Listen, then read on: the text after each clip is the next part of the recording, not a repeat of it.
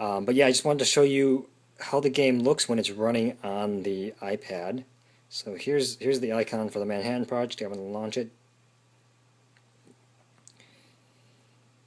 I have the audio turned off. There is music playing. It's not the final music for the game, so I turned that off. And so yeah, this is basically the main menu. Um, you can see that we have online play, which is working. We have offline play for playing against AI or for playing for doing pass and play games. We're planning to have a tutorial. We'll see what we can do with that. And then there's going to be some audio options, and then let me see more. We're going to include the rule book, of course. There's credits, and this is where if with the Kickstarter, one of the Kickstarter incentives is for a credit, and that's where that would be.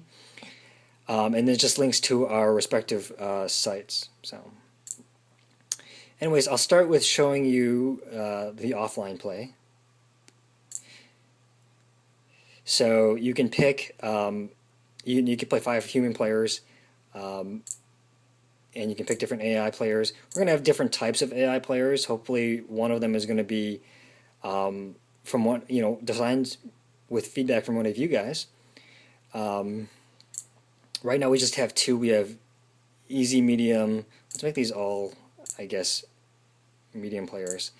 And with progress, we're going to make the medium guys are actually decent, and then with progress, we're going to make hopefully a really challenging player. So let's start.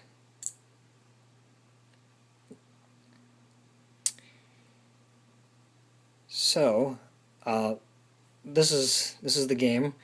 As you can see, I can pan around to look at other people's their boards and see what kind of buildings and resources they've got so far.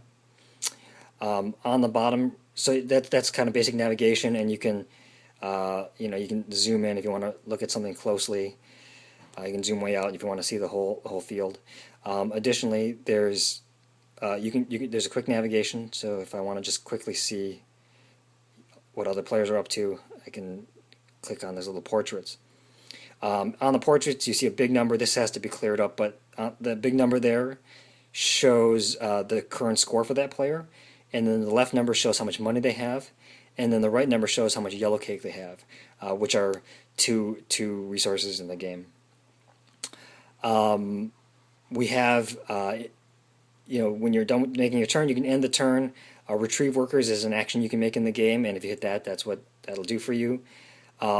We support undo. Incremental undo, so you can, and maybe I can show you that.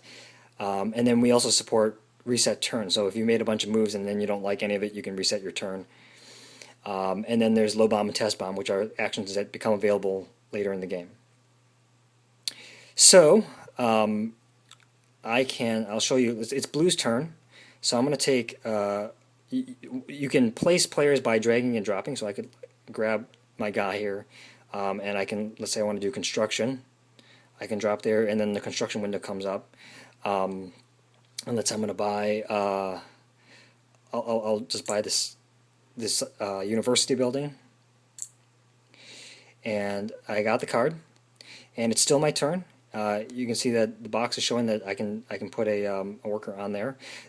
So there's drag and drop, and then there's also I can click on the box and bring up a window saying. Asking me to select the inputs for that box. So there, I'll select that guy. And now it's asking me which scientist do I want as output from this university. And sort of a no-brainer, I'm going to select the scientist, the permanent scientist. So it goes on there, and I get my scientist. And there's nothing else I can do. So, well, now I'll show you the undo. So let's say I didn't like that. That I wanted the contract scientist instead. I can undo that, and I can reselect there, select my guy, and then pick the contract scientist instead. So that's that. Let's say I didn't like that whole turn, and I can just hit reset turn, and I can do something else instead. Maybe I want maybe I want this yellow cake spot.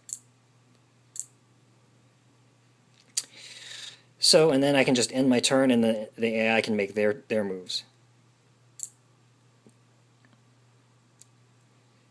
So you'll see in the top left here, it also shows a log of what the players are doing as they take their turns. And now it's my turn again. So yeah, that's essentially the game running on the iPad. And I guess now I will show you it running on